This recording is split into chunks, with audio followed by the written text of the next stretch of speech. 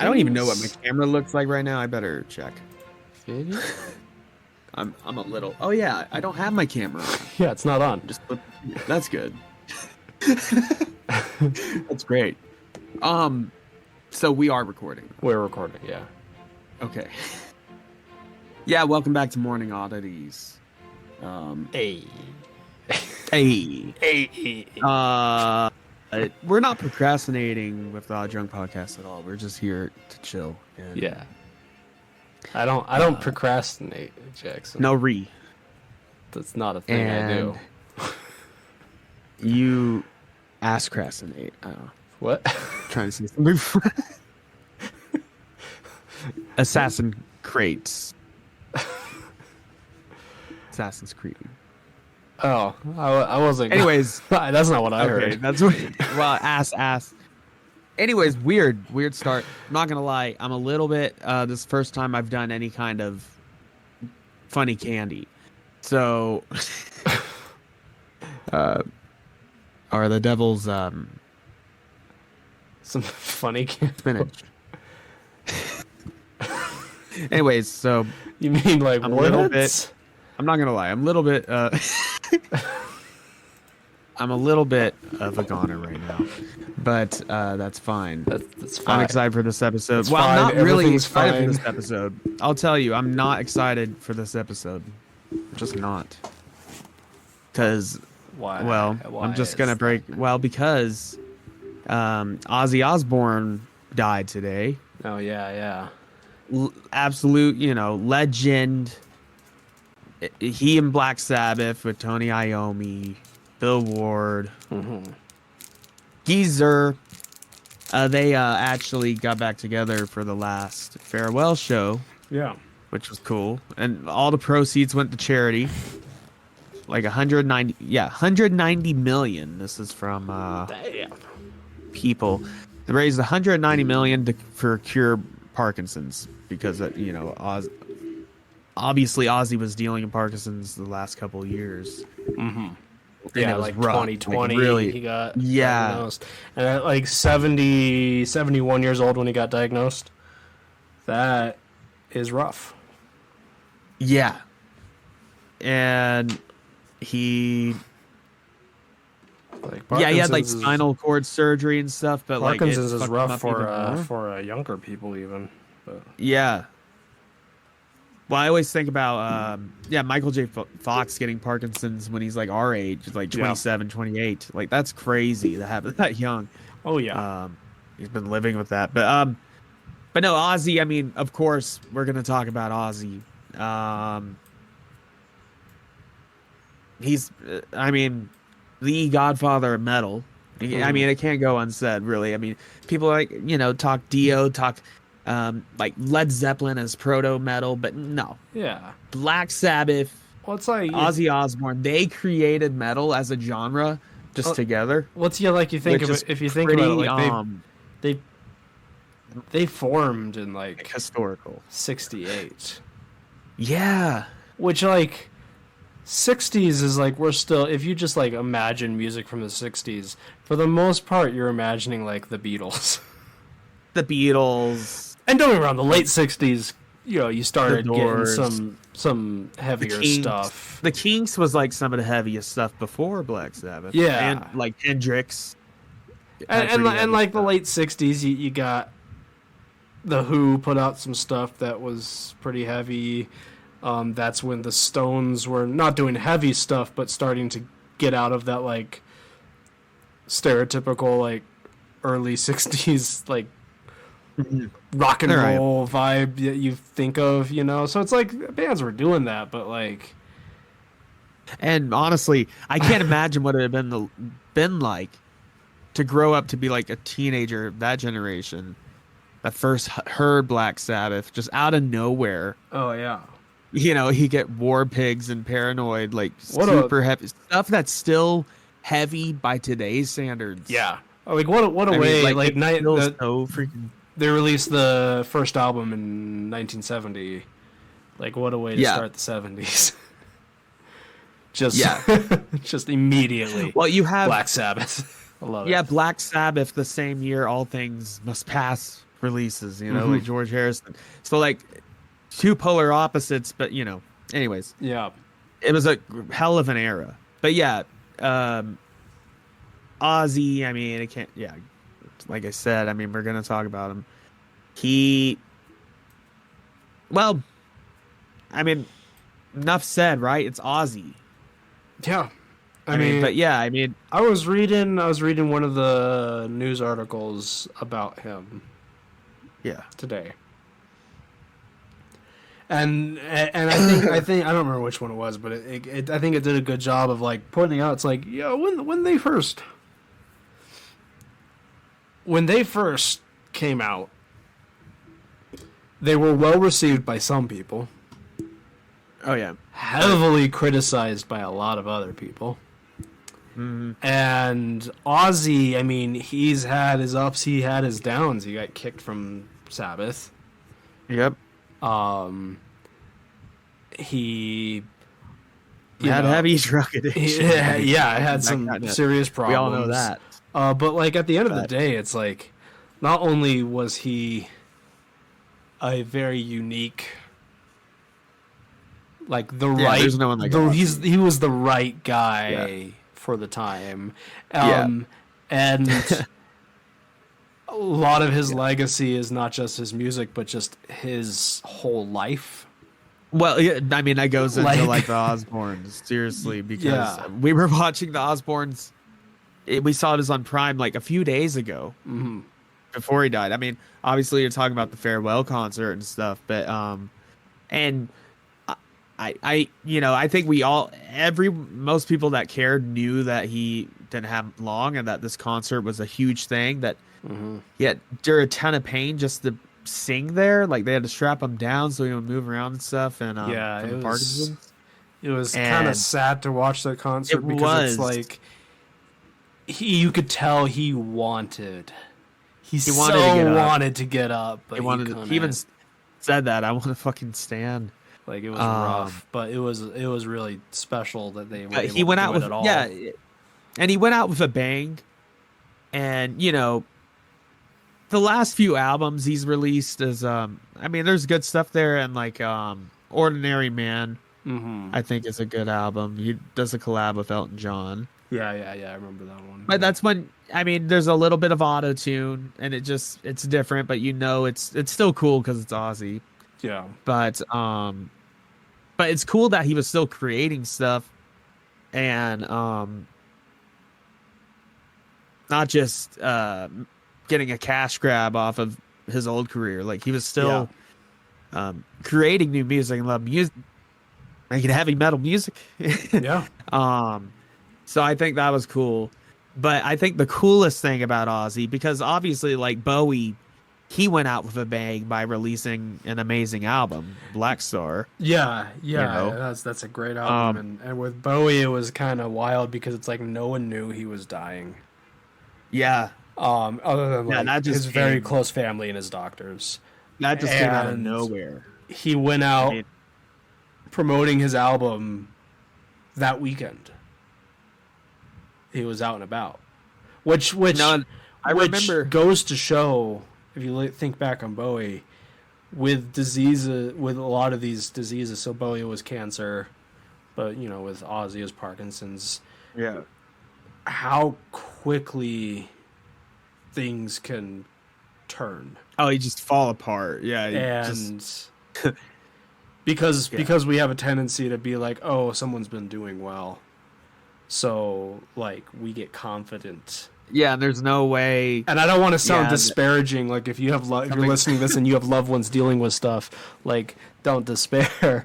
Often, someone seeming like they're doing well does mean they are doing well. But, like, maybe doing well mentally, but not physically. Yeah, but I think sometimes we forget how terrible these diseases can be. Yeah, it's rough. Because we often just hear like the really nice stories, the success stories, or like the situations where it turns around quickly. People don't talk about it. Right. But sometimes nature is just a cruel mistress, No, and it's like I was thinking about it today with Ozzy, and I'm like, I'd be lying if I said I didn't think it was gonna happen soon. Oh, I knew it. I mean, I knew at his watching clips like on YouTube from his last concert that he was literally giving all of his being into like just being there and singing the best he could. And particularly like on Paranoid and on like Mama I'm Coming Home, like he has the emotion.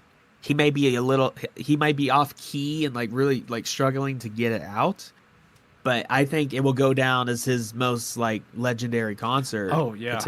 I mean, it is because he was dying. He was literally just dying and singing Sabbath. Like, how metal is that? You know what I mean? And yeah, he went out with bang. He didn't want to go out quietly. And I got I got Black Sabbath Volume 4. Oh, nice. I haven't had this in a long time. It's not like a special pre-owned record. It's just new. Nothing wrong with that. But I did end up finding I figured out I have like a hot take copy of Led Zeppelin 2. Ooh. 69. Nice. Yeah, apparently the whole thing is in the first... It's not like a first pressing, but it was in the first wave. Nice. Or it may be one. I haven't really... I have a couple records that are like it could be. I have an Abbey Road that's a 1969. Oh, that's awesome. Not first pressing. That American release. Right, but still. That's still hard to come I have a couple singles. I have a couple 45s that I know. I don't have any singles yet. I need to start getting into that. I feel like I'm a noob. I have a Flogging Molly, the single right before Float came out. And I love Float. I have a Stiff Little Fingers, one of their singles before their second album came out. Nice. Well, this Led Zeppelin 2 album I have is like a hot take, like a hot. They call it like the hot pressing, something like that. Mm-hmm. And it's like the fat mix, the hot mix, and the sound engineer Robert Ludwig, I believe is his name, he basically mixed the bass and the drums too high, and like it had too much compression. It was just a loud record, just loud. Yeah, like recorded loud and released loud. Like basically everything just turned up. I mean, but a good mix though. It's like a famed mix. It's just loud. But records couldn't handle it. Old, records of the '60s technology couldn't handle it, and it would break the needles. That's just insane. That's like metal. But anyways, that's fucking metal. Yeah. Crazy. But like speakers couldn't handle it. It would bust people's speakers, cheap, shitty mono speakers and stuff. Because stereo was just a new thing, But anyways, well, not a brand new thing, but still, a lot of people don't have stereo. Mm-hmm. So they they stopped releasing that mix, and then they basically turned everything down, which is the mix most people know. Yeah. At least until they remastered it. But anyways, this record, I just want to say, it sounds great. And apparently, well, I'm never going to sell it because this is my grandpa's, never, ever. Yeah. But apparently, like this one guy that's like claims to be an expert, and I fact checked him. But in this vinyl group I'm in, it's such a dad thing that I'm in a vinyl group. I can't believe it's happening to me already. God. But such a dad thing. But he was like, yeah, if you have the RL, that's worth a lot of money. He was like, if it was released 69, chances are it's the RL because it released in October, so late in the year. Mm-hmm. So if you have a 69, they didn't switch to the new mix till like after Christmas, like New Year's. Right. And it re-released in 70. Essentially, it was a re-release, like a remix. But anyways, I'm rambling on the tangent. But back to Ozzy. The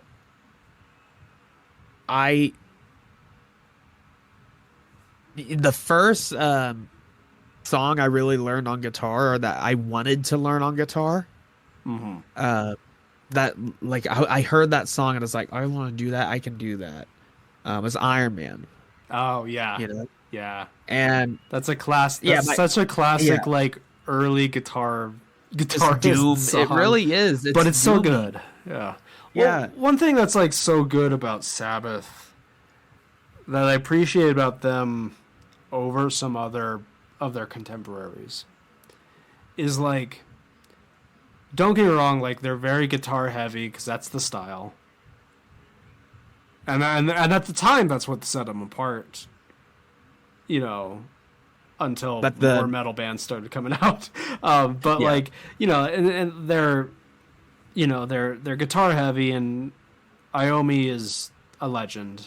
their songs have And a groove to them. They have a but like they have pop quality. they Like have a groove and at times a simplicity they're catchy. Yeah, that's and simplicity. Oh really yeah. well. I don't know if it was thought out, Well, but Tony but Iommi wasn't you would thought out imagine it would because be well. well, they thought were out. stoned. Like for Master of Reality, especially stoned. Yeah. Sweet Leaf is a stoner song about being in love with weed, basic marijuana, basically, but and making a deal with the devil to smoke more weed, something crazy like that. But um, uh, however, it's because Tony Iommi actually lost like the tip of his fingers, almost like Yeah. in a factory accident, and he had to wear leather fingertips, Mm-hmm. and then so he had to play power chords. He basically like really not invented the power chord, but really like reimagined. Like He made it a thing. he made it a thing, and he made it like I Yeah. mean the Kinks were doing power chords and stuff, and Led Zeppelin here and there, but he made it just turning that gain all the way up and letting it have fat sustain and saturation like that. That's like what we think of as metal distortion. Yeah. Like that's what it really comes from there. Like I think Sabbath has one of the best ones because they were really the first one. And then I will say though, like bands like Queen, Mm-hmm. which you may not think had metal shit, even they did. It was like Sheer Heart Attack. Queen is one of And, those bands where like They're kind of a metal band. I The more consistently listen come back like to early them. early Queen. Like they're not a band that's always in my rotation for some reason. Even though I went through a period like in high school where I was just obsessed with them. But you always come back to. But I always come. I do. I always come back to them, and it's usually like I'll have a conversation with someone, or I'll meet someone who will mention that they really like Queen, and then I'll spend like a few days listening to Queen, and every single time, what happens is when I'm not listening to them, I let myself think of like all of the hits. Which are really good. I don't need to hear. I go and I actually listen to one of their albums, or I listen to even there are some hits that just are not the radio hits, but are still really popular, and they never fail to just have like I'll be listening. This is what happens. This is my recreation of what happens every time I'm listening to Queen. Is I'll be like I'm enjoying myself. Mm-hmm. Yeah, that's fun, and then something will happen. I'll go, ooh, that's nasty. Yeah, that's what happens, and I just forget that actually Queen has some moments here and there where they just are nasty. Oh yeah, well, and it's great. It's always so good. Listen to Queen 1 and 2 if you haven't. Mm-hmm. And I recently got not original pressings or anything, but they were the copyright at least. I haven't looked at the wax, but it was like 73, 74. I got Queen 1 and 2 for $12 a piece. Oh, nice. Pre-owned. And those are the best when you get some old ones pre-owned. I have an old pressing of Tommy. That I don't know exactly how old it is, but I know it's a pretty early pressing that I got for like $2 in a used record bin. The sleeve is just in terrible condition. Like it's super beat up, but the disc itself is fine. Like I got plastic sleeve covers now. I'm getting like nerdy about it. Yeah. Like obsessive over it. Like, oh, they all have to have the interior sleeves, and I like tinkering with things. But Yeah. But yeah, we're back to Ozzy. I mean, like, yeah, I mean, it's easy to go on a Queen rant. I'll say, listen to "Son and Daughter" by Queen. That's a metal as fuck song. Yeah. I apologize for the cursing. We're going off the chain here. Anyways, it's the new era. We're in a new era. Okay, we don't give a. No one cares. We have nothing to live. I mean, we have nothing to lose. We're at that era. Anyways, but yeah, Ozzy. I mean, of course, it sucks, man. It really sucks. But like I mean, I knew it was coming. But if you had asked me, honestly, if you had asked me a couple of years ago,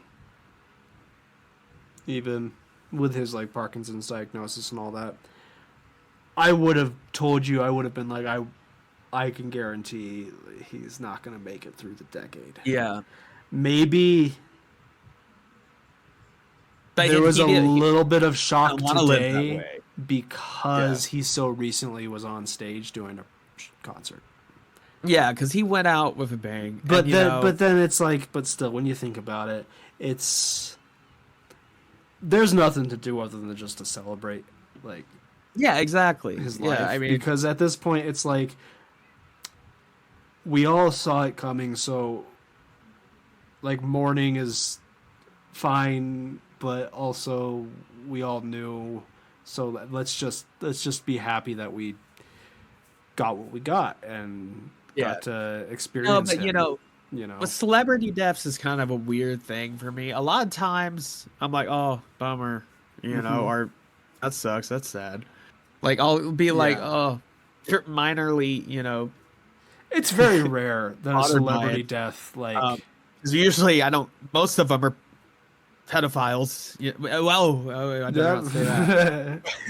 But hey, yeah, I'm not like that kind of guy. It's very rare that a celebrity death hits me, and that's really important to not only my history, my life, but and my influences, but important to like fucking history. Yeah, that has significance. But like occasionally there's a celebrity death that's like, I wouldn't say it hits me hard. Like I'm not like sad about it, other than like the typical like, oh, that's a bummer. Like I'm sorry for his family. But occasionally there's one where I'm like, it does feel weird to think of. Tom Petty was like that when that happened a few years back. Petty. That felt weird to me. Like when I heard about it, I was like, wait, really? Yeah, because Tom Petty. For like a good like 6 months after that, like I had to remind myself that he was gone. Or like Jimmy Buffett. Yeah. But Jimmy Buffett, I was like, all right, Margaritaville. Yeah. I mean, that's fun, but like, no offense.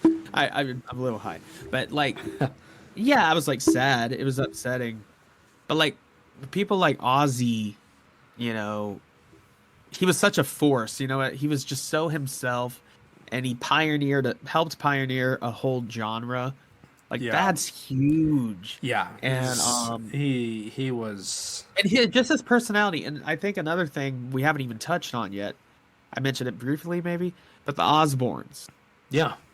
That for one, it's a lot of it is cringe, but it's also funny. Like Ozzy was funny, whether he meant to be or not. But I think he had some wit about him. I think what I gather from Ozzy was that like, yeah, he had problems, but also like, he wasn't like a mean guy. He wasn't like an asshole, except for like when he was on drugs. Yeah, he was. Because it's like you hear he had a sense of humor about stuff. He was just he had a. And he seemed like he had a good outlook on stuff in general. For better or worse, or honestly, Ozzy unleashed Pandora's box on pop culture by doing the Osbournes, and Sharon was probably really in charge of it. Or she had to. That was absolutely Sharon. I know people like to shit on Sharon, like hardcore Sabbath fans love to shit on Sharon. But she was his manager and his like she was business important woman. to him. Yeah, she marketed him. Of all the times right now with... to shit on someone, it's not right now. No. No, fuck them. Sharon's awesome, man. Yeah. But I lost my Yeah. I lost my train of thought. But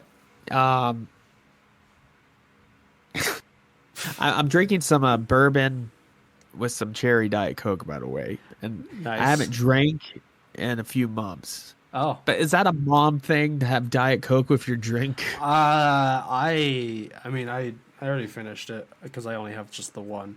I had a little old fashioned, but I was drinking some Diet Dr. Pepper. I've been drinking diet sodas because I'm trying to watch my sugar. Exactly. And my calories. You got wedding. Well, you got pictures coming up. Yeah. I know my dad. I mean, of course, my dad was a bigger Ozzy fan than I am. Probably. I mean, he grew up with that. Oh yeah. And like he fucking like he rarely the only person he cried for was Bowie a little bit, and then Tom Petty. Yeah. Out of like musicians, I mean, there's been other actors and stuff. I'm trying to think of other that he's other got ones teary-eyed about.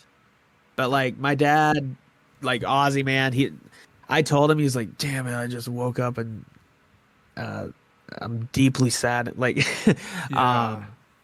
because it's weird that we connect with celebrities so much. I think we need to tone down how much society just looks upon these people like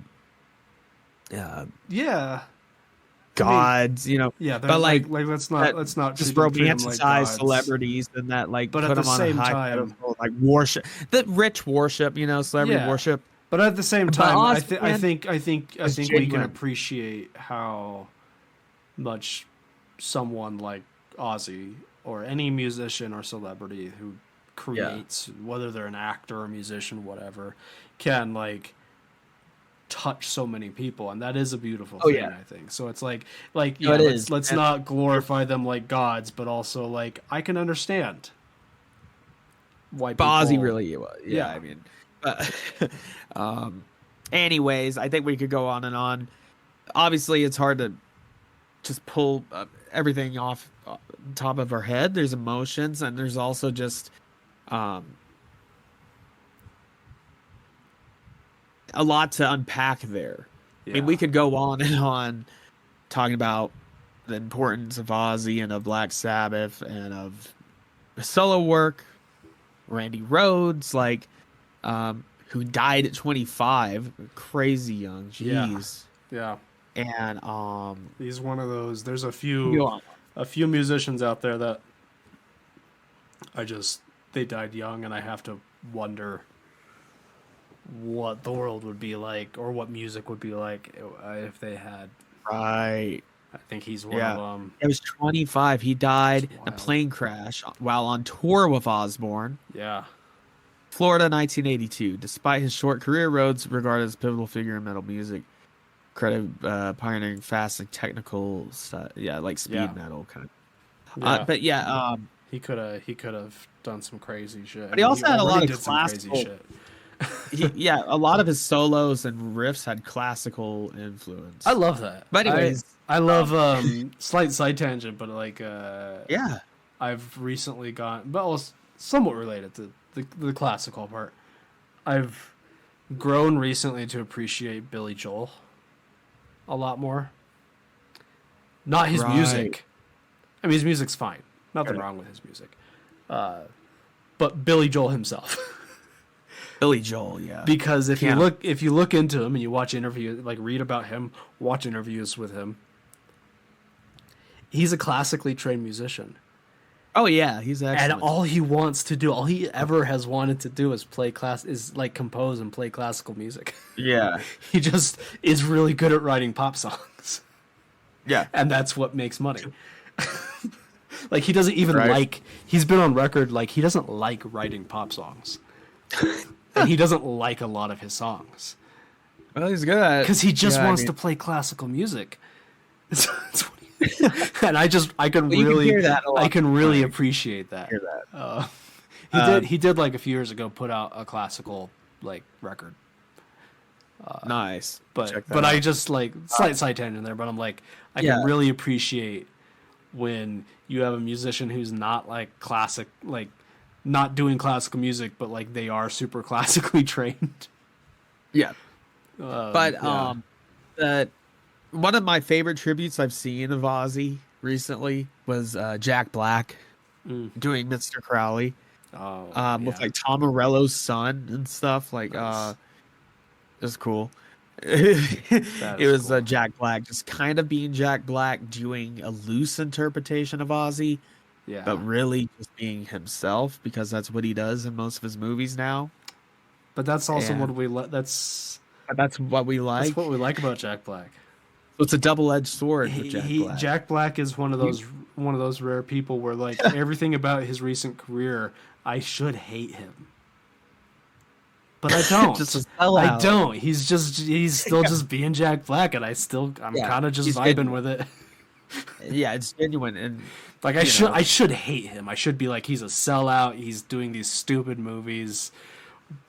But I can't But you help can't it. help I but watched love the him. Minecraft movie a few weeks ago. I think I talked about Minecraft it. movie was good. I enjoyed it. Stupid. It was Like, stupid. it Very was- stupid. It was. It was a ridiculous movie. One of the The stupidest I've second watched in grader- a long time. It was like the second graders equivalent to not only adult humor but also just kids humor, Yeah. and But like it's how I imagine how studio I- execs think. Gen Alpha and Gen Z acts like yeah.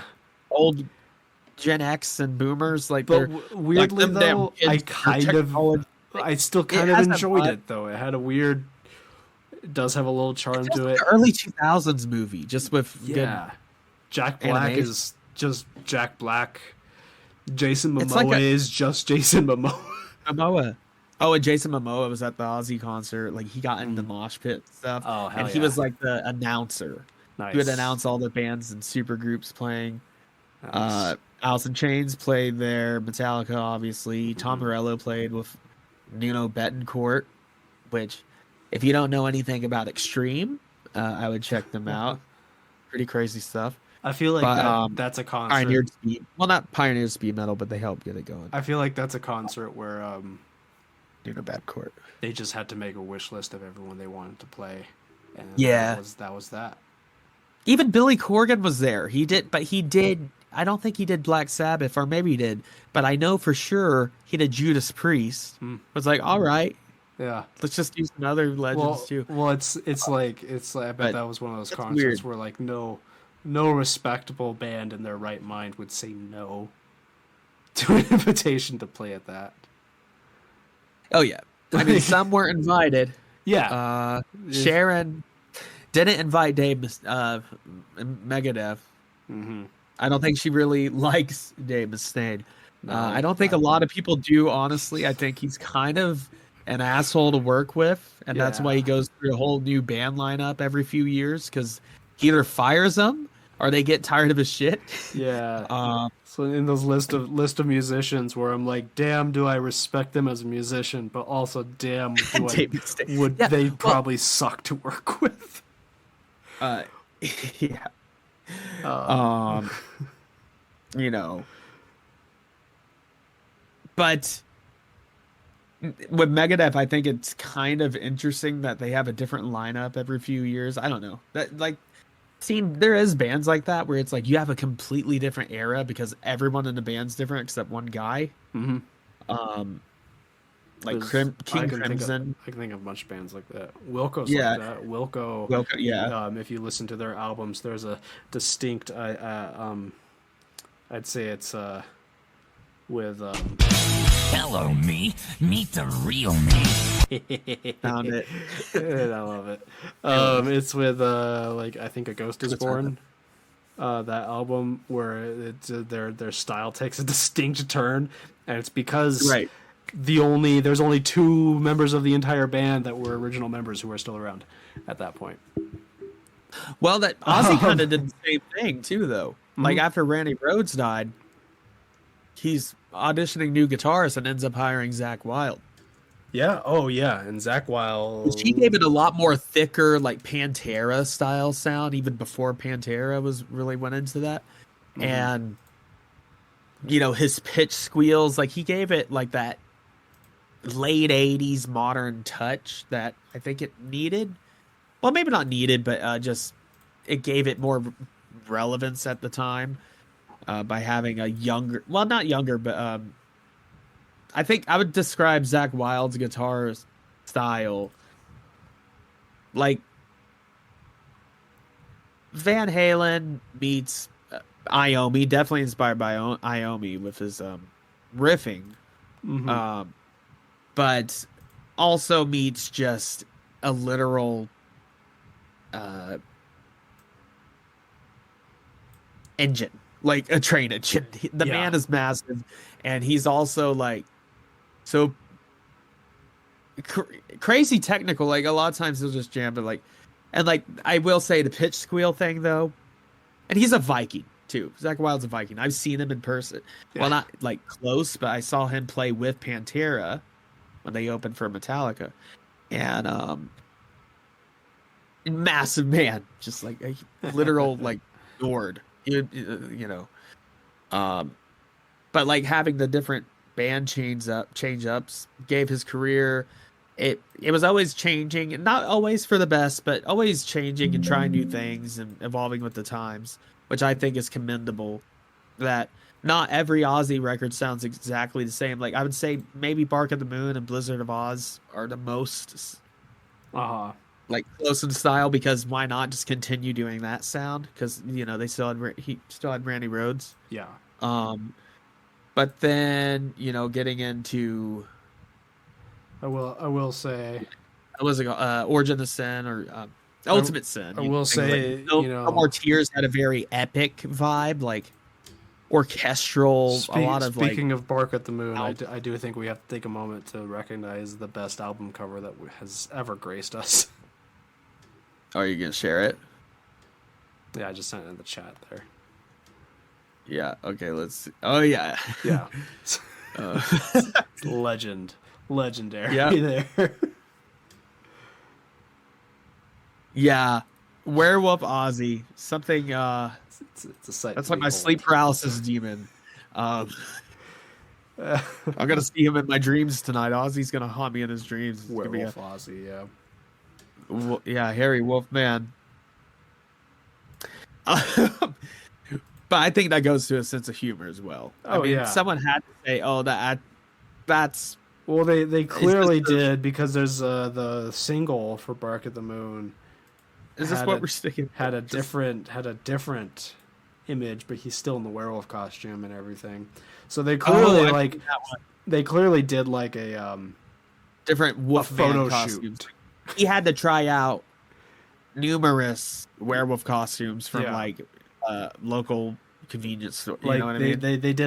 They probably did like a whole photo. Wherever they sold costumes back then, like in a gas station, like a supermarket, like they sold costumes in the weirdest. Like there wasn't a place for it. It wasn't like a Spirit Halloween or Circle Party K. Street. Yeah, literally, or like just by a food truck. Strange things are afoot at Circle K, Jackson. Yeah. But yeah, that's funny to imagine. But yeah, that attests to his humor. And I was watching an interview with Sharon, and she said what really made her stick with him all these years, despite everything and all his craziness, and dealing with addiction, and also dealing with yeah, I mean, he's Ozzy. He's Mm-hmm. he doesn't abide by our laws of nature. I think there's so many times we think he's stoned, but he isn't. That's just who he is. Yeah. And a lot of times he is stoned, like clearly, or on something. Didn't there was like at one point there was like a physician who like did like made the claim like he's like a mutant because there's no no other person like actually would be able to handle drugs the way he does. Yeah. And like he actually is like genetically more capable of handling drugs and alcohol. Yeah. But I was watching him and this is from like a month ago, I guess. They released him and Jack Osborne, Kelly, and Sharon. You know, the Osbournes watching the Osbournes again, like the first episode, like react. You know, a react channel thing. And Ozzy is there and still has his wit about him, but you can tell he's like subdued on a lot of opioid or like oxy painkillers, really strong painkillers. Yeah. And it was just kind of, but it was, you know, he seemed like he was doing relatively okay, all things considered, but it quickly, like you said, people can just quickly deteriorate when they get a crippling disease such as Parkinson's or cancer. So anyone that's dealing with that or has family that's dealing with that, I don't have words. Like it's my regard, like my heart's with you. That's horrifying and to imagine going through. But anyways, I mean, I said this like 10 minutes ago, but we could go on and on. We are planning to do like a Black Sabbath episode. I think just think of it as kind of an album review special, but this time we're gonna just focus on them. Yeah, sort of an album review, sort of just generally talking about Sabbath, just generally talking. But you know, we're gonna you know, play it risky again. Maybe do some sound bites because I think that's fun. At least we can listen to it because it's hard to explain everything in words. And I have to talk all day. But, you know, doing the podcast can be hard. No, not really. It's not. Well, no, it's easy. It's very easy. It can be hard to find the time. It can be hard to find the time or actually think of something intelligent to say sometimes. Sometimes I don't have the words. So words can be hard. Words are hard. Words are hard. But anyways, rest in peace, Ozzy. Yeah, I mean, absolute legend. Same. I mean, I owe my interest in guitar to Ozzy and to Black Sabbath. I think we all owe the genre of metal and just the influence. And there's so many bands that wouldn't be, or it would be different at least. Or I'm not saying they wouldn't be, but maybe, you know, who knows? But so many bands that wouldn't be around if it wasn't for Ozzy. I mean, you probably wouldn't have metal really take off without them really pioneering it in the first place. I mean, I know Deep Purple did some heavy stuff in the I wouldn't go as far as say like metal wouldn't be around. Metal. They're more hard rock. They're more just like Ozzy, slightly, but metal would heavier. Metal would be very different. Be very different. Without I mean, they pioneered stoner metal with Masters Reality and even songs like Rat Salad, Fairies of Boots. But then also like doom metal is like War Pigs. It's like Children of the Grave. Lord of the Void. Like listen to those songs on Master Reality. That shit is still heavy. Like it's even compared to today, like Gent and today's standards. Which I'm not a fan of Gent. I think it is dumb and repetitive. It's the Gent sticks. I think it's overdone. Or like a half like I feel like they're a meme. Yeah. But also they do exist and are real and Yep. No, but yeah, listen to Master Reality and like listen to Sabbath, Bloody Sabbath, but of course the original. I think I am gonna share this and just for a second here.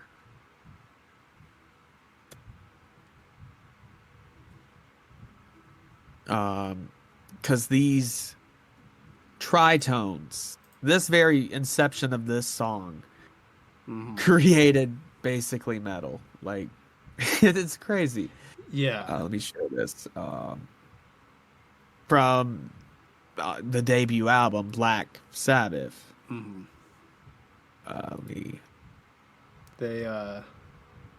know the song Black Sabbath ambient is credited as atmosphere. the first metal song.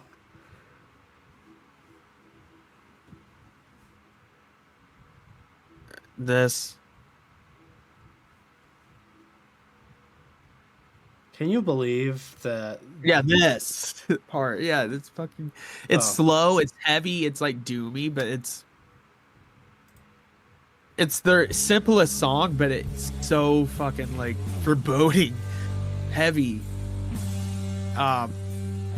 So Yeah, there's something to be said about the simplicity, but then they also, I mean, of course, have much more involved tracks. Can you believe that their original name was the Polka Tulk Blues Band? Oh yeah, that's one of my favorite bits of trivia. Yeah, I love it. The blues band. Yeah, but like Children of the Grave. Mm-hmm. Wait, is it playing out of my speakers? Can you hear it? I can hear it.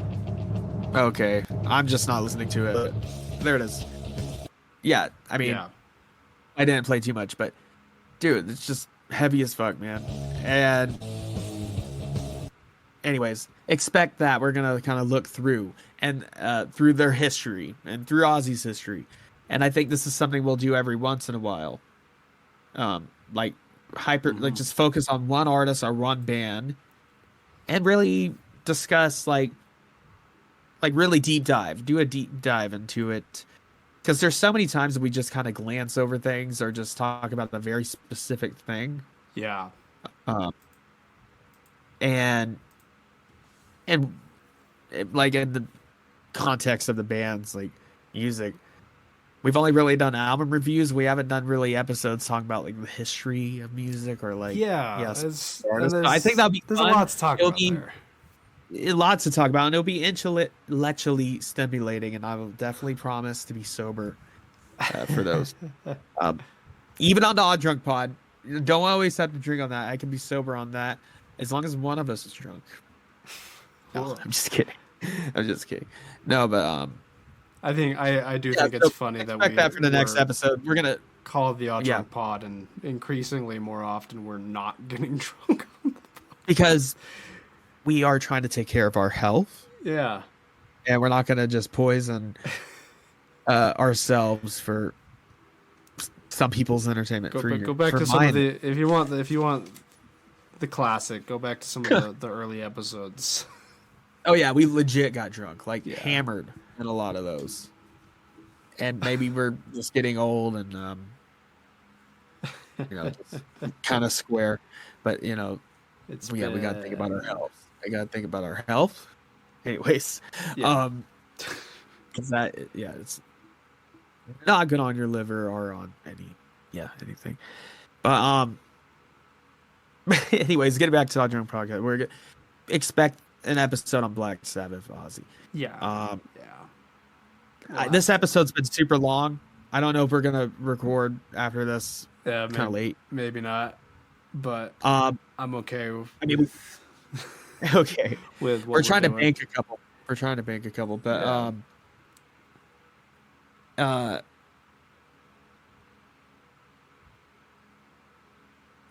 okay, I lost my train. I'm gone again.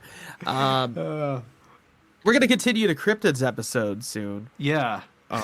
And do we have anything else to talk about before we end this one? I know, I was gonna talk about something else. If Ozzy hadn't died, but for me, I know I have a couple things. I don't want to talk about it too much because I haven't seen it yet, but I know you went to go see Superman. Yeah, and I've seen a couple spoilers because it's impossible to avoid those these days. But I want to avoid spoilers because I plan on going to see it probably this weekend, maybe. You should. My partner's going to be out of town, and I don't ever know what to do with myself when she's out of town. So I'm like, go see Superman. Yeah, it's playing at the Gaslight. So nice. I really liked it. I'm not gonna sugarcoat it. I thought it was the best Superman we've had in a 40 years. I mean, since just Christopher Reeve. Nice. I mean, seriously. And it's a divisive film. There's a lot of people, especially the Snyder fans and Cavill fans, that live to hate this film, regardless of actually seeing it. They just want to hate it out of spite because they're pissed that Snyder's vision got destroyed and that Cavill got robbed. And they also, there's a political aspect. I don't want to get too into it, but basically, where if you're not, because Superman's nice, they're calling it woke. Yeah, there's nothing that's political messaging. I've been there's seeing no that political people calling it woke, and it's like, dude. Yeah, it being Superman's always been woke. I mean, if woke is being kind and to each other. Although I hate the word woke because woke just seems to be a catch-all word that doesn't actually mean anything. It doesn't mean anything. But nonetheless. But what I'm saying is, if that's bad to be kind and to like care about people's rights, then I guess I'm woke. But it's just there's no political messaging other than Superman saying, "Hey, war is wrong." Yeah. I'm saving a squirrel. Yeah. He's exactly what I thought, what I've always yearned for with a Superman movie. I mean, really since Christopher Reeve. I mean, I think tonally and his acting is the closest to Reeve, even though he doesn't impersonate Reeve. Not the mannerisms really. He has his own thing, but yeah. I rewatched. He understands the same thing Reeve did. That Superman is earnest. He's hopeful. He's a bit charming, and he might wisecrack every once in a while, but not like Spider-Man or anything. I rewatched. Like he's an earnest, just charming guy. Like, and he's just. Yeah. I rewatched a couple of the Reeves movies not too long ago, and we'll talk. We'll probably get around to watching those maybe on the podcast, on the Odd Drunk podcast or something. Yeah, but like the first one, for example, I rewatched that and I'm like, there's aspects of that movie that have not aged super well, not due to it being a poor movie, just because it was of its era. There's some behind the scenes stuff that led to some, in my opinion, there's some weird, odd creative decisions. Marlon Brando just reading off the diaper, not just saying I only do one line, and I heard he was and also like, you know, also, when they were making those movies, Donner and just like all the people involved really had it in their head that they wanted to make like a cinema epic, not a comic book movie. Like they wanted this to be like The Godfather, but for superheroes. Mario Puzo was on it. Yeah. Which led to some like both some really cool stuff. Like there's some really excellent cinematography and stuff like that in the movie, but also some really weird decisions that you can kind of see. But he flies off to reverse the planet. Yeah. I mean, reverse time. But the one thing that it gets right, what, is Clark Superman, Kent and Superman. The actual character, like the actual character, gets it right. Christopher Reeve just epitomizes him. He just is him. You know, it's a tragic thing about what happened, but like, he was,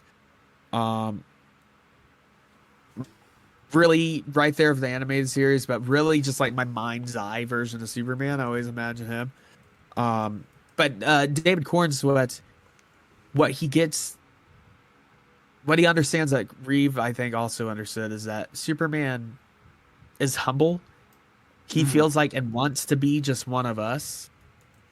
And James Gunn makes a decision to show Superman that he can't get beat, and it doesn't even have to be kryptonite. If someone's like on his level, like another Kryptonian, perhaps, or like they can actually beat him and kill him.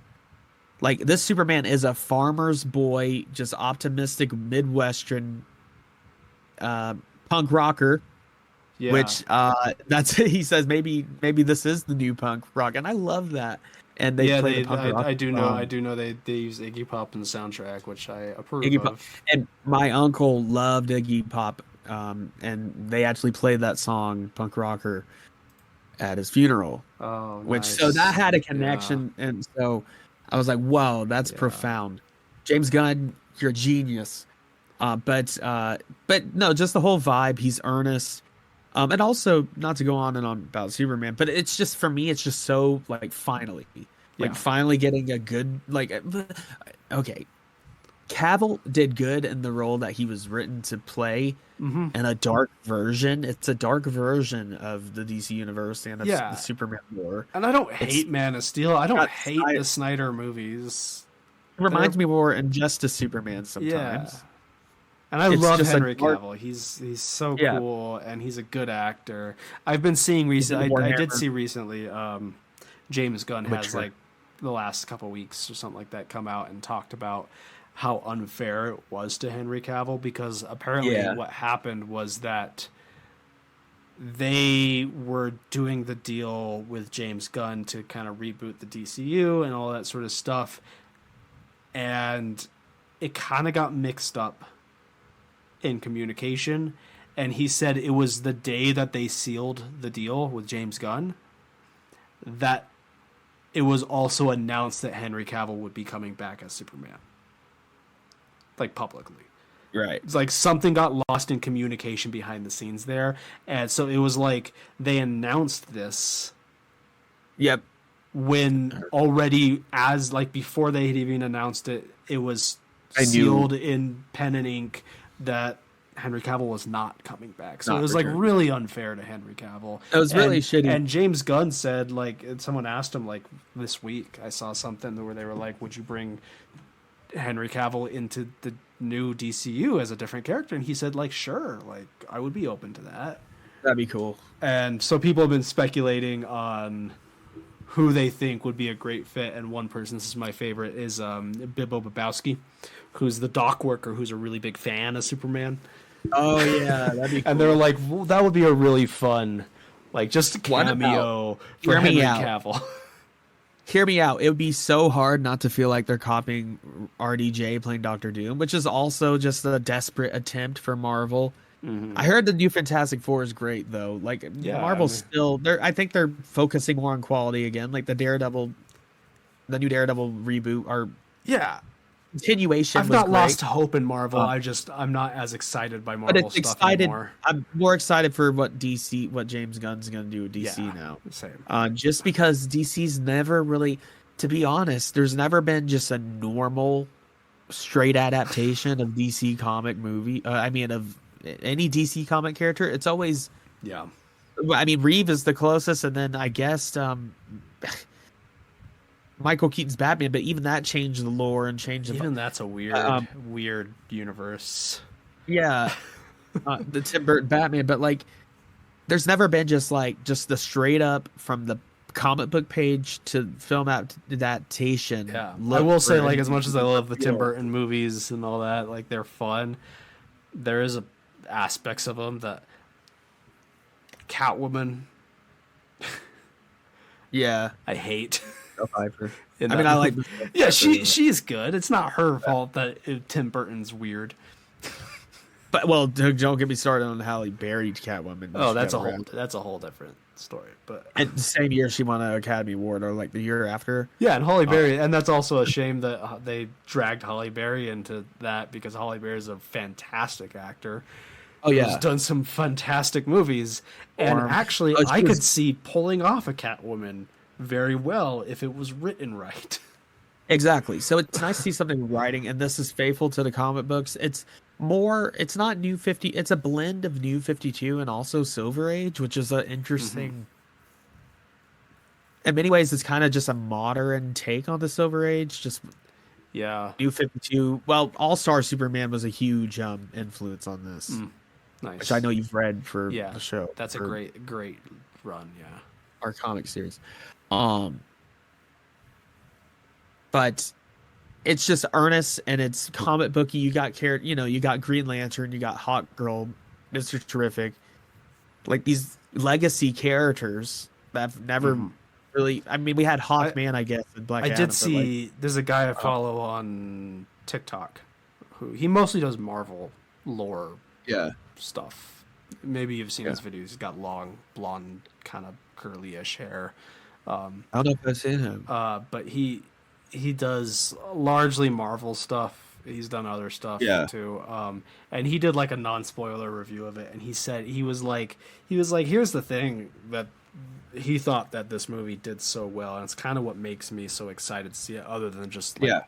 I've really grown to love Superman as a character, as an adult. Yeah. Yeah, it's weird. Because like as a little kid, I love Superman because Superman. But then my teenage years, it was all about Batman. Yeah. Well, as soon as Dark Knight came out, or Batman Begins came out, I was like, no, Superman's just a boy the scout. coolest. Batman's cooler. Yeah. Because like I guess when like the animated series and Batman Beyond was on, I loved that. But then there was also other DC stuff I was watching too. But then when Batman Begins came out, I was like, nah, Batman's so cool. Superman's lame. But as an adult, reading Superman comics, mid-20s, really watching the animated stuff, I've come to be like, no, Superman's a fucking cool character. He's really good. It's written well. It was written well, yeah, and I'm just excited to see that. And this guy I was watching his non-spoiler review, and tell me if you kind of agree with this. He goes, what this movie did well is comic books have a tendency, and this I know from reading enough comic books, that like they have a tendency to do this thing where they expect you, and especially Western comic books, where it's like, yeah. Okay, so here's how he put it. He goes, take like manga and like Japanese comics and stuff like that. Yeah. They start with issue 1, and you start there, and you read outwards. So, you just read in chronological order. Right. Western comics don't really operate like that. They kind of go, if you want to get into Western comics, the way you do it is you pick a character you like, you pick a storyline that sounds interesting, you start reading it. That comic book will have other characters in it that it either doesn't feel the need to explain at all, or maybe they explain it a little bit, but they kind of just go, just accept that this is a thing that's happening. And if you are interested in the said character that we just introduced without explaining, here's another comic book you can. So it's like you don't start with issue 1 and just read in chronological order. That's what James Gunn is doing with the movie universe. You read a storyline, and if stuff in that storyline interests you, you can go and read a storyline that's related to that. And it's just like this branching outwards, flowering that comic books work, and that's what this movie feels like. This guy was saying that's what James Gunn is basically doing. That he's introducing all these characters that a lot of people, like obscure characters, are just throwing everything, at the canvas. And like with the Justice Gang, with Guy Gardner, Nathan Fillion's Guy Gardner, great. It was a great decision to do Guy Gardner, I think, because like I know when they announced Nathan Fillion, everyone was like, well, obviously it's going to be Hal Jordan. Hal Jordan. He does the voice acting for Hal Jordan, a lot of animated stuff. And then they announced, no, he's Guy Gardner, which is fucking great. I love it. Yeah. And Mr. Terrific is such a cool character. He's really good in it. And the guy who plays him is the guy who played Darwin in X-Men First Class. Yeah. And it's cool that he's getting a real chance to be a cool comic book character, because they really butchered Darwin's character in that movie, even though that movie's okay. I heard there's going to be a Mr. Terrific series that he's going to be. Cool. He's going to. Some of the characters like the Justice Gang are going to appear in Peacemaker 2 season 2. Oh, nice. Because Peacemaker. Well, no, I don't spoil anything. But just going off the vibe, Lois Lane. She probably is the best Lois Lane. Nice. Well, I mean, Margot Kidder. I mean, I know you have Lois and Clark, and then the Superman and Lois show versions. Yeah. The CW. But Rachel Superman and Lois is pretty good. That's a legitimately good version of Superman. And Rachel Lois Brosnahan, she say what you will about the CW Arrowverse shows, they vary in quality wildly, but they actually built a pretty fun, like, comic book Crisis universe and everything. But yeah, Rachel Brosnahan, I think she nails it. She's cynical, but not to the point of being like overbearing or annoyingly so. Like she still believes in good things and believes that Superman's doing the right thing. And they have that whole interview. I don't know if you saw the clip. They had the interview. I and saw getting all the clip that they released. And he's like, yeah, and Before the movie Clark is came just out. like, I did stop the war, and it was the right thing to do because I'm doing good. I'm not representing anyone, just myself, you know. And she's And they get like, that but argument. international incidents, though. But you violated, international, United Nation law, things like that. Yeah. But he was like, so what? I did the right thing. And that's what Superman's all about. Like he Yeah. just does the right thing when he needs to, and he actually cares. Like it's genuine. Yeah, it's all There's about. not supposed to be anything cynical about Superman or nothing. Yeah. Like I mean, I hate to like criticize it so much, but like the Man of Steel writing, no blame against Cavill. He did what he was told to do, but like it was so like, oh, Pa Kent was telling it. Kevin Costner's Pa Kent Yeah. told him, maybe you should have let the kids drown in the bus. Maybe you shouldn't save people. Maybe you should let me die in a tornado while I save a dog. Maybe you shouldn't. It doesn't matter. You don't owe the world anything.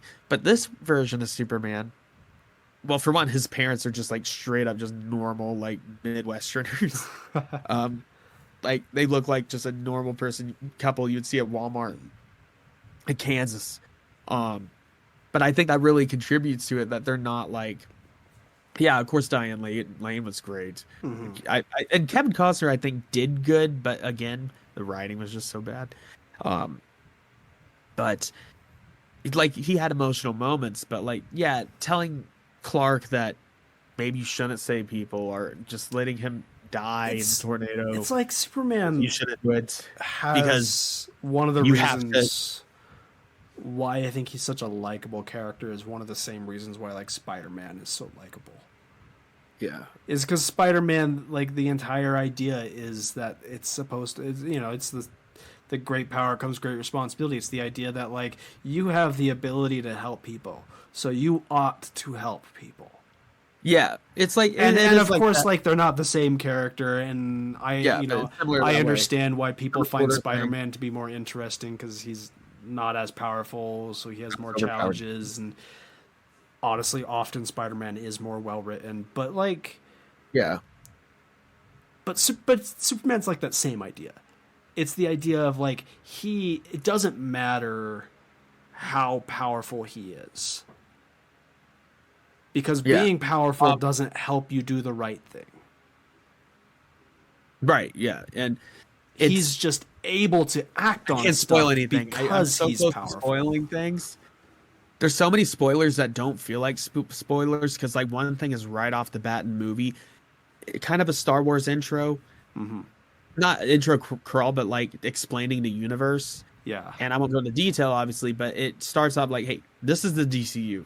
This is James Gunn's, basically it's saying James Gunn talking to you and telling an audience that this is a completely different thing now with its own lore that is more adherent to the comics, basically. I have seen a few people throw around this idea that like they're like why is James Gunn just jumping into the deep end when that seems to be why Zack Snyder's DCU didn't work? But it's like, no, but Zack Snyder was jumping to the deep end, but still trying to follow the MCU formula where they start with and they build into something. It was WB execs. Yeah, and they're still trying to build into something, but they're just rushing to build it. So they're still following that formula of because WB was like, oh, we need our Avengers. We need Justice League. And Zack Snyder's not doing that. He's just like, no, this universe already exists. Here's a story. Right. But and Crypto's great. A lot of it's CGI, but it's done well. Nice. A lot of fun moments with Crypto, and yeah, the Justice Gang is fun. Do you think when we eventually last thing I gotta say though, Lex Luthor, Nicholas Hoult, Lex Luthor, I could confidently say out of all the actors in this movie, he is like the best at his character. Nice. He nails it as Lex Luthor. He's very much like his persona and attitude is a bit more like a angrier Gen Z like animated series Lex Luthor, but it's not overblown like Jesse Eisenberg's version. Right. But he's like a tech billionaire asshole jerk that thinks he's the funniest man in the room, smartest man in the room. Like he still has that Gene Hackman, a little bit of the Gene Hackman humor. Yeah. But he's much more cynical and like hateful and like just spiteful. Nice. Even more than Gene Hack, and really more than the Jesse Eisenberg version, even though he developed a whole plan for Batman to kill Superman or whatever his convoluted plan was. I don't even remember what his plan was in that. The Granny's peach tea piss. Yeah. No, but great Lex Luthor, and there's great characters in the film that I don't want to mention that appear. You've probably seen spoilers, but I won't mention it. I'm trying to avoid spoilers, but of course I've seen some. Yeah. And the whole antagonist, I think, and this Superman, he's a big pawn. I mean, a big fish, but in a universe-sized pond. Yeah. He's the most powerful hero on Earth, but there's galactic threats and perhaps equals that he can lose to, and he doesn't have fighting skills. Like Cavill, I know they were trying to go for like the brawler vibe, but he just knows how to use his powers well. That's why he wins. But realistically, just the farm boy that ends up becoming a reporter. I know they in some Superman comics he has martial arts training and stuff, and he trains with Batman. The robots train him, but this version he's just like a big dude that wants to give you a hug, and he's just like big, brawny. The way they often do Superman is like he's a competent enough fighter, but it comes more out of he's clever enough to understand his abilities and how to use them, rather than him actually being like a martial artist or something like that. Like that's where his fighting abilities comes up. He knows that he has except when Batman merges with Superman and they become the same person. Yeah. Like Batman's mind and Superman's body, like that's terrifying. Yeah. Actually, because Batman is a psycho murderer in some of his movies. And hey though. Superman's not stupid though. I hate when people portray Superman as like Batman's the smart one, Superman's the the brains versus the brawn. No, Clark Kent's an award-winning reporter. He's a smart dude. He's just not a tech billionaire genius. Well, he's also got, he's actually like has one of the highest IQs in the comics, I think. Yeah, like he's actually a very smart, quick-witted, intelligent guy. Brain. Yeah, but he's down to earth and he's simple. But he, there's parts in the movie where basically Lex is one step or like 6 steps ahead of the time all the time. Yeah, with Superman and just always getting the one up on him. Well, but then Superman does something. He basically does something that Lex would never expect. Yeah, and well, that's the classic Superman versus Lex storyline. He's like, "Did you think about that?" Yeah, But no, he's a genuine Superman, and I think it's a genuine movie. Is it the best? Is it? I can say this confidently. It is like basically the most comic book movie. Well, James Gunn does a great job just making comic book movies and not so much more caring about the whole MCU of it. Yeah, and the whole like it has to go with the vibe and kind of look of the other movies, because a lot of the other like phase 2 movies were gray, like really gray and gritty and trying to be kind of like the dark, like Winter Soldier, which is one of my favorite comic book movies. So good, but it's a political thriller set in a post 9/11 America, and there's not a lot of fantastical stuff. It's just dudes punching each other and shooting each other with guns. So it's very grounded. It's like in our world. Yeah, that's one of the big differences. But it's like the themes of that movie and the characters in that movie lean into that working though. For that movie. But like Marvel, I think does a good job integrating these godlike figures, these superheroes, into our world. Yeah. Like Marvel, it's always in New York. It's always in. Yeah, that's the worst. Mean, they have fictional countries, Latveria, Wakanda, obviously, and there's like Asgard, but a lot of the stories will take place. Oh, Hulk is in New Mexico, jumping in New Mexico, and he fights the Abomination, or Thor crash lands in Oklahoma. Like kind of mundane places are New York. It's like, yeah, you can have a conversation of like Marvel's 90% New York, 10% just different dimension. In Marvel, if you lived in that universe, what city would you want to live in? And it's basically just like, stay away from the West Coast, stay away from the East Coast. Yeah, otherwise, stay away from the major. You're probably fine. If you go to where would you want to live in the DC universe, that's a little bit. Gotham City. Okay, hold on. Maybe Gotham City. Get Murder to get a pack of going to get a Sixer. Like Gotham's rough. It's like but hear me out though. Every other major city has like supervillains and threats that match the heroes that are in them usually. That's true. Gotham, you might get stabbed when you're going down to get a pack of cigarettes. Might get AIDS. Yeah, you might get some sort of like infection from stepping on a nail, just like walking down the street. Yeah. You might get the Joker might pull some shit. However, Gotham rarely is the city that has like universe and world-ending threats attacking it, because it's just Batman micromanaging the whole fucking city. Yeah.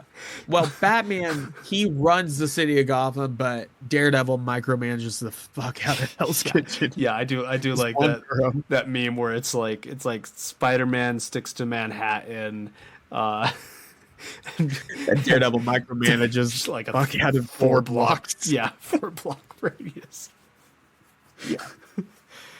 The new Daredevil show is great, by the way. Yeah. Have you seen it? I've seen the first like half of the season. I got to get around to finishing it. The second it gets a little tonally. The pacing can be a little weird, I will say. But then when it like actually hits, like when him and Vincent D'Onofrio, Kingpin interact, and like when he comes in as Daredevil, I'm just really bad. I'm really bad at watching TV shows. Yeah, sometimes it's hard to find the time. I can't. I don't have the time to follow them. I get home and I'm either watching whatever my partner's watching on TV, or I'm playing video games, or I put on a movie that I've seen. Sometimes I'll put on a movie, because it's like movies just like. Yeah, I was watching Pirates of the Caribbean like last week. Oh, really? Nice. Yeah, good movies. I'd like to talk about them sometimes. Good summer movie. Oh. The first one. Some of them are good movies. Some of them are not as good. The first one is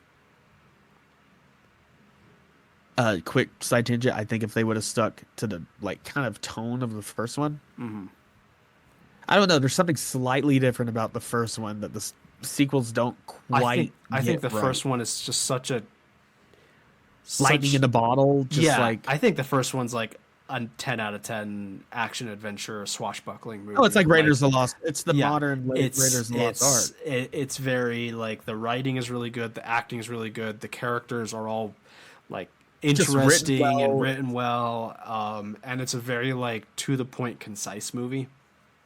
And it's very simple. Yeah. Evil pirate wants to get cursed treasure and release curse, and they're skeleton pirates. I think that the second... Johnny Depp brought it to life, obviously. But, yeah. I mean, it's all great. I think the second movie is overall really good, has some very good set pieces and really good moments, but there's a few parts in it I think haven't aged well, and the movie generally kind of feels... the Temple of Doom of the series. Yeah, and it also just generally kind of has this, like... And the third movie has this as well. Both the second and the third movie have this. That's the Kingdom of the Crystal Skull.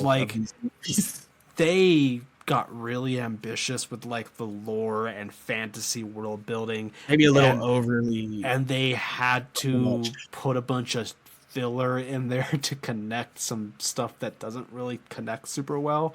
So Yeah. like, When they're still good movies, but like they go overall the overall package is not it just doesn't work as well as the first movie. Well, like the first movie, it's like they're skeleton pirates because of Mayan curse that makes them Yeah. turn into skeleton pirates, and that's what it is. And there's no more lore or like exposition needed. Yeah. It has just enough exposition where you kind of understand what's happening, but you don't But they need leave to a lot to really. mystery, leave a lot to it, to like the fantastical, and it kind of feels more mysterious than What's like the second one, it's like nostalgic that way. Like sometimes you Yeah. don't need to explain everything. I think the second one didn't go so far into lore Anyways. stuff that it didn't work. But anyway, they're good. The fourth movie, I watched that like a couple years ago for the first time since it came out. Stranger Tide? Yeah, That's the one with Eva Von. No, no. Ian McShane.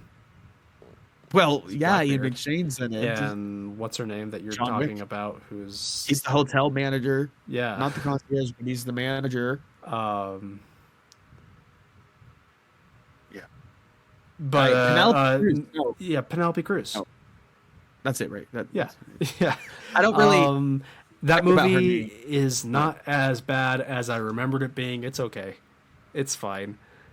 Stranger Ties, right? It's a much better time than I expected it to be. That's when I what Black rewatched it. Ian McShane as Blackbeard. Yeah, he plays Blackbeard in it.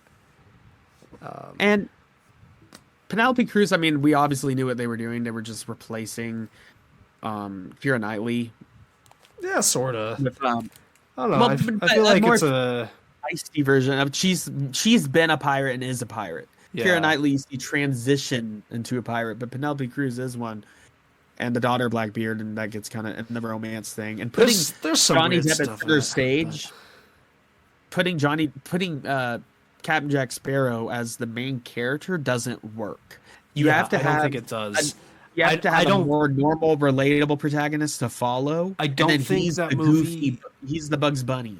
Yeah, He's- I was watching some YouTube video talking about the movies, and he was like, and they were like, in the first one of the reasons why his character works so well is because in practice, like how he actually acts, he's like a trickster type of character. He's not. Yeah. He's not in anyone doing anything in anyone's best interest but himself. But plot wise, archetype wise, he's a mentor But he's not- character. He's the Ben Yeah. Kenobi. Yeah, but he's Except not for evil. he, Yeah, except for he doesn't care about anyone himself. yeah. No, But he also won't do anything to directly put someone in harm's way. Well, sometimes, but he's not a murderer, just a cold-blooded killer. no, yeah, he has moments where he's actually does a good thing. And he will do the right thing if like fate calls Yeah. it upon him to do so. Like it has to be. the fourth movie, he's like the main character, and I don't think it works. But Yeah. they also don't like butcher his character. He still feels like Jack Sparrow. But then the fifth one- movie, they just They butcher. He's a caricature. He doesn't feel like him. That movie had, I think, a couple of okay He's literally just ideas, but phoning it in. overall, it's not good. He's just phoning it It's just in. not a good and- movie at all. He is stupid.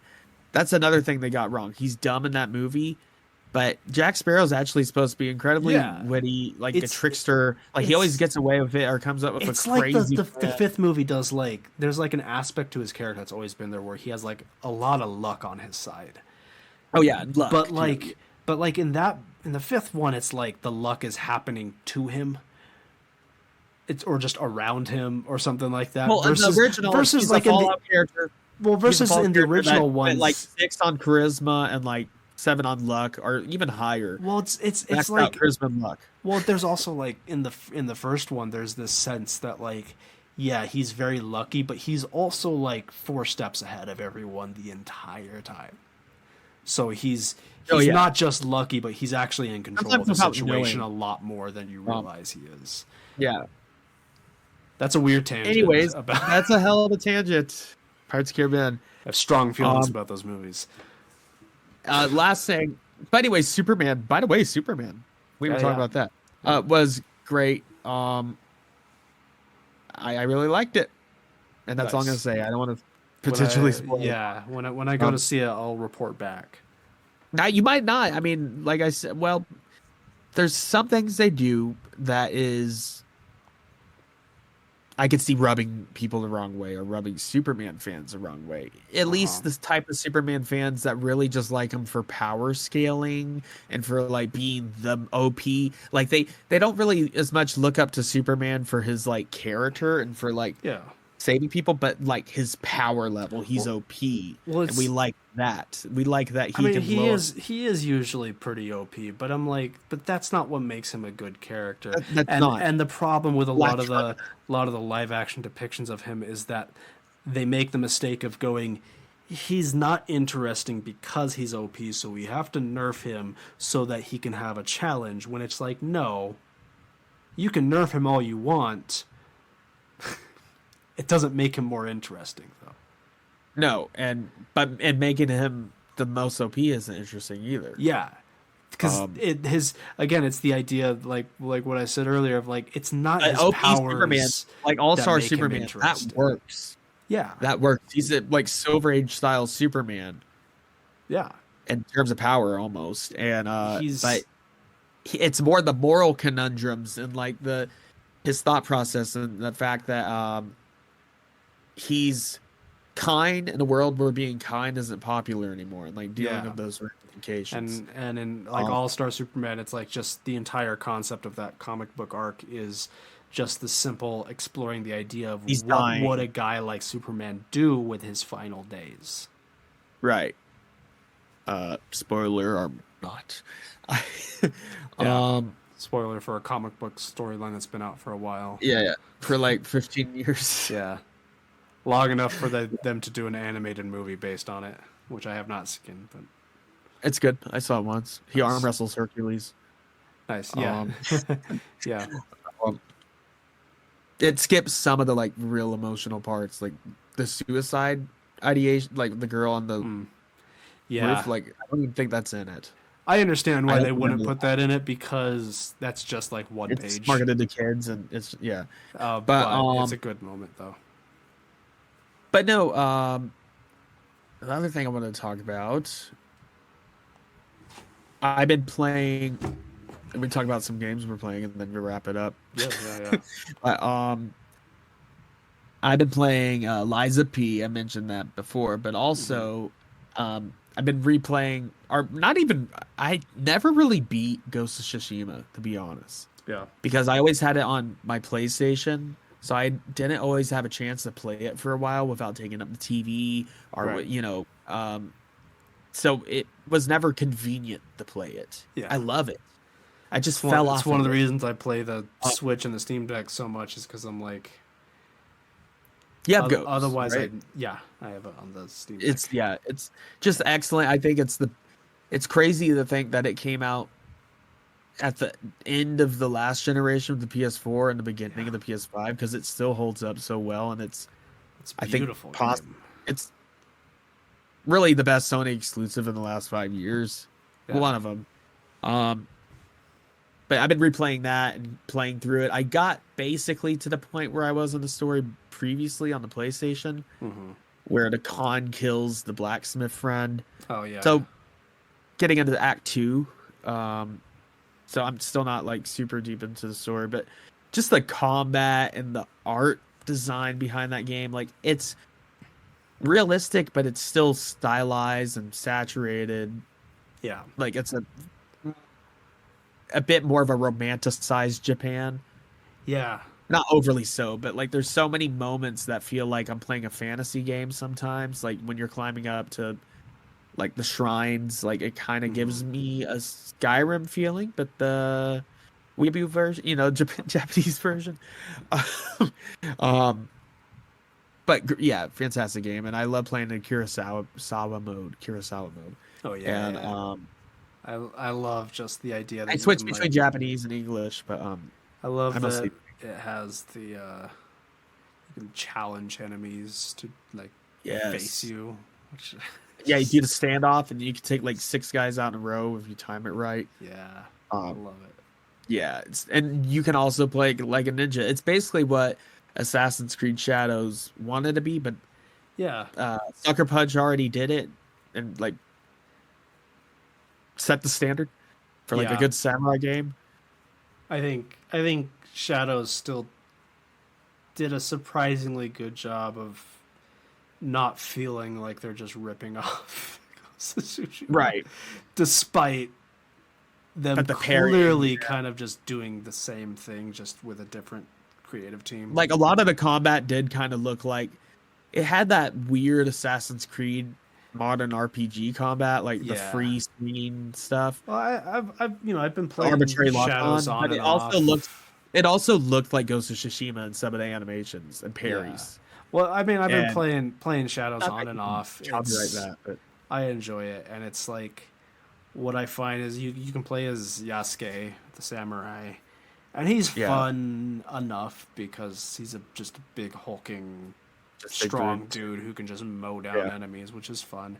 But it's like really the game feels like he as a playable character was a second thought Mm-hmm. And there's because controversy. Yeah, I don't want to get into it, but yeah, well, controversy is all stupid. that is stupid. It's Yeah. and Nawe is really like the main character, and it seems Yeah. like the more focus was put onto her Selfish.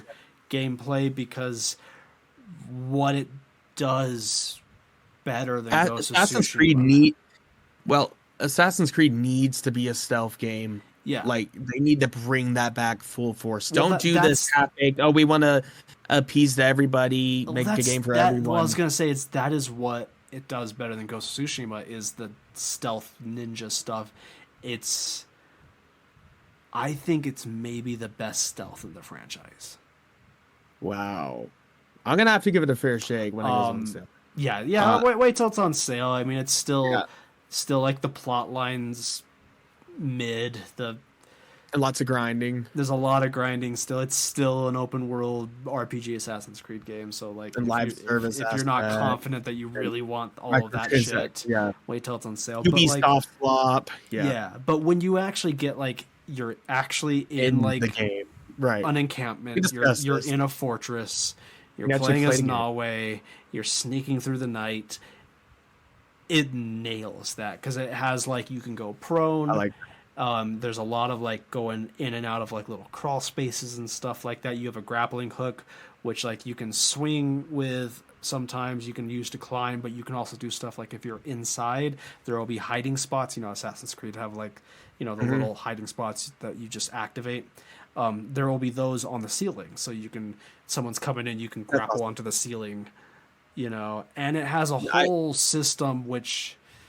You're making me want the game just with this for the stealth. Well, for and it has a whole system. My thing is like Ghost of Tsushima's stealth is a little bit more simplistic. Yeah, but You're not really hiding in little nooks and crannies. You're just crouching around. You'll hide in grass and like go on the roof. Yeah. Well, it's sometimes like, every once in a while you can go under. What like Shadows does is like you're on the roof. Enemies in this game can actually look up and see you on the roof. So if you're not careful, if you're not using, so even when you're on the roof, you still have to be careful about like line of sight. So like use like the peaks of the roofs to kind of keep yourself out of their line of sight. But it also has a whole system in the game which, it doesn't make very clear in how it works exactly, but it has a shadow system. So when you are in the shadows, you are harder to see. I like that. So like it really does the ninja thing really well. It just also has all of the open world Ubisoft RPG shit in it too. Mm-hmm. Which none of that is like terribly done, but it's still Ubisoft open world shit. So I hope the Ghost of Yotei improves a bit on the stealth. However, I think the movement system and just the whole world and the combat is what they nail in Ghost of Tsushima. Yeah, and the story, it's a great story. But I hope with Ghost of Yotei, that stealth is a bit expanded on. But it looks like they're holding firm that you're playing the wandering samurai, the lone I love that though. swordsman. You know, that's what it's really focused on. It's like that is power, that actual power fantasy of playing that like a Samurai Jack-esque. That is a very Like specific samurai. fantasy or fantasized, romanticized power fantasy that It's like the gunslinger. It ticks that box. Well, Of the Hollywood comes- fantasized gunslinger is the same archetype as like the wandering samurai. Well, yeah, Because like the Magnificent because yeah, all of the Seven. the later westerns, like really legendary westerns, were all based off of like Kurosawa films, and Kurosawa based all of his films off of like westerns of like the 40s and 50s. Right. Like It's this, so it's like that is inspired Star Wars. the whole wandering lone swordsman / gunslinger trope is like scratches that itch for me so hard. Yeah. Like it's why I love They do Red it Dead. so It's well. why I love Ghost of Tsushima. It's why I love The Witcher 3, because that's also a wandering swordsman archetype. You know, it's just it has that I can't get enough of that shit. I love that shit. Well, in the power fantasy of getting all your parries right or doing the standoff and like taking out a whole like pack of Mongols in one swoop. Yeah, it's like the equivalent again of like in Red Dead 2 when you walk in and you can kind of challenge a guy. You can kind of do the whole you slowly hold the trigger so Arthur like kind of reaches for his, and then you like and then you do the dead eye and take them all out. Like it's that same feeling, and I love it. Right. Anyways, so the stealth in Shadows is really good, but I would still take Ghost of Tsushima over it because of that overall. But if you just, I think if they really focus on stealth on the next one, we'll see what Ubisoft even does. Yeah. Right now, with their current. Yeah, the downside of Shadows is that the plot is very mid, and it is still not as focused of a game as I would like. I genuinely think we're just gonna get a Black Flag remake in the engine of Shadows. Probably, yeah. I know what is the one like the Salem Witch Hex trial or Hex? If they're still doing that, I don't even know. Right, but like this dark fantasy Assassin's Creed game, I think that could be interesting. But like the European witch trials. Odyssey's 80% off. Germany or something. Odyssey's 80% off, and Black Flag is 70% off. Grab them. I know you have to deal with like the Ubi Play thing, but if you don't own those, those are the best Assassin's Creed games. If you have a Nintendo Switch, grab Black Flag on there, because then you don't have to deal with the Ubisoft Play stuff, and also that game goes on sale on the eShop for like $20, like every other month. Yeah. It's one of those games right now it's like that like $12. Yeah, it's one of those games where it's like never pay full price for it. Not because it's not worth it at full price, but because just give it like 3 weeks and it's going to be on sale. I'm just waiting for Shadows to go like to half off. Yeah, I would say You know what I mean? I would say if you can get Shadows for like $35-$40. That seems fair. Totally I heard the worth it. weather system's great. The dynamic weather changing system. Yeah, I've had moments where like there's like a thunderstorm rolls in, and they do a great job with the audio, where like you can really hear the wind and stuff like that. The weather system's great. There's a lot of good stuff. It's just still the Ubisoft crap is all still there though. Well, didn't some of the developers that did Expedition 33 leave Ubisoft and make that game? I don't know. Game? Possibly. I've heard that's really good. I heard it's fantastic. Yeah. It's like a Western JRPG, kind of a bit in the style of well, I heard there's a bit of Baldur's Gate in there, but it's more JRPG. Mm-hmm. Yeah, I've been playing Dragon Quest XI recently. It's been fun. I've been finally trying to get into JRPGs a little bit because there's so many of them out there. I need to give them a chance. Well, it's like there's so many out there that are like very beloved. A lot of them are older, where you can either get them really cheap or you can even emulate them. and I just I was like, I'm gonna give it a shot. So I've been playing Dragon Quest XI because it was on sale for like $20, which is Nice. a good price for that. And I mean, I played. it's been fun. I'm not super far into it because I This don't. is such a noob thing to say, but I played Final Fantasy VII Rebirth. That's Nice, my JRPG I played recently. nice. But I've been more into the Souls like deep dive again with like Liza P and with I also downloaded the Stellar Blade demo. Ah, nice. You know, it was exclusive, the I've PlayStation been exclusive game, and it's just like anime waifu Souls like, but I heard it's done very well, and I've nice. played the demo, and the combat is amazing, but Hey, it's totally a there's Gooner game. nothing wrong Not with like Marvel Rivals Gooning, but nothing wrong with anime waifu stuff as long as it's not doing like weird like no, you get to play just basically yeah, waifu Terminator that's and cool. the Hey, nothing wrong post-apocalypse with that. fighting aliens. It's a hack and slash adventure. It's awesome. It's Yeah, rad. that's cool. Um, I've been tempted by another Crab's Treasure. I've heard that's I like saw that. a Is that like a Souls light indie? kinda. Right. But I've had a few people I know here in town Yeah. who played it, and they said it was really good. And they said And like what's the goal in that game? I mean, what is it? you're a I'm crab, but it's a Souls like. your crab, but it's just Souls like. Yeah, it's got like a cartoony art style. And it's a little bit more lighthearted, and easygoing than a lot of Souls games. But I've heard it still like has So a it's like lot a of kid's challenge. Soul like. Yeah, It's like if the SpongeBob SquarePants movie game yeah, was a yeah, Souls like. yeah. It's exactly that. The And art I've heard it style, still that has challenge. Like it's not like Dark Souls hard, but like it still is not like an easy game per se.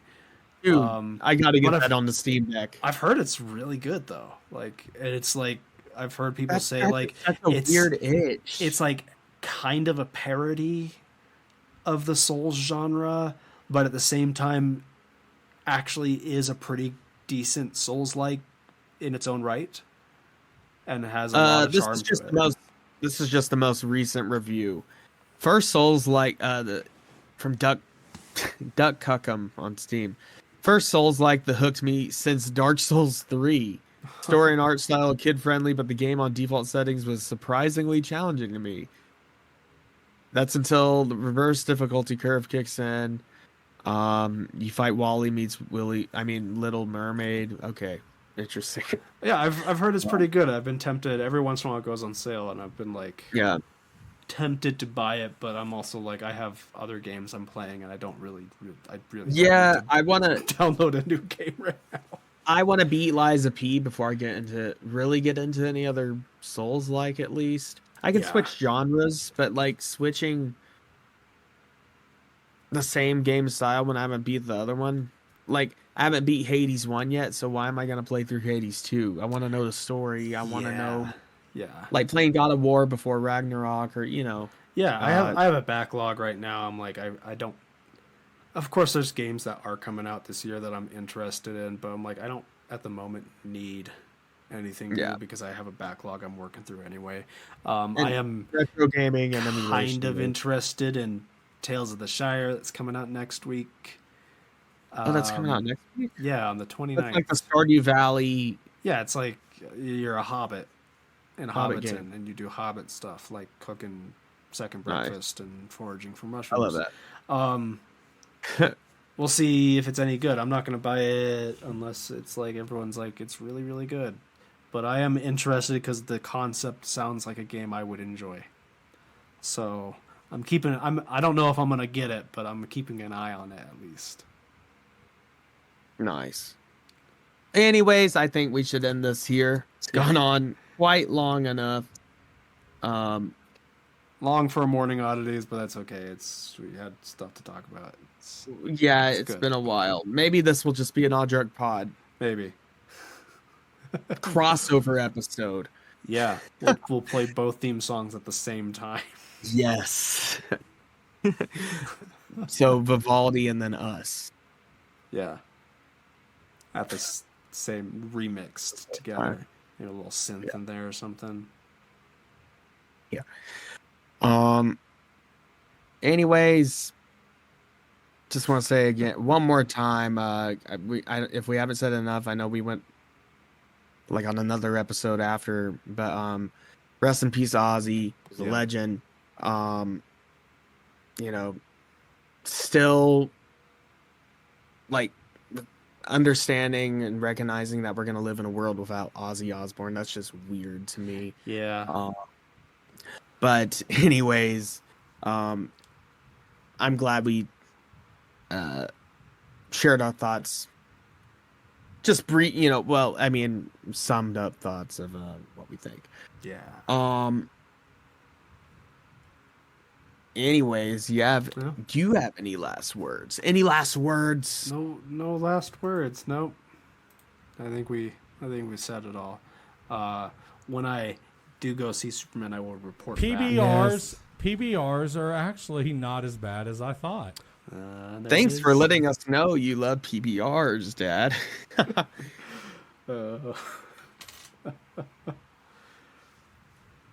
All right. This is how I felt at the start of the episode. I'm kind of retarded. That's how I felt. You're terrible. Anyway, yep. Oh. Bad. Anyways. Oh, did you see my shirt? What the fuck did you just say? Oh, what's that? My girlfriend got me this shirt. It's Ozzy nice. and Lemmy flipping the camera off, of course. That's cool. I like that. Made a both rest in peace. Yes. Anyways. Catch you next episode. I think we should end there. This is not a test. I repeat, this is not a test. The Odd Drunk Podcast recommends you follow their Instagram and join their Facebook group for more fun content. To visit all of our current streaming and social media platforms, visit the link tree in the description. If you enjoy the show, we would be appreciated it if you would leave a review on Apple Podcasts. The Odd Drunk Podcast would like to remind you to drink responsibly and not to drink and drive.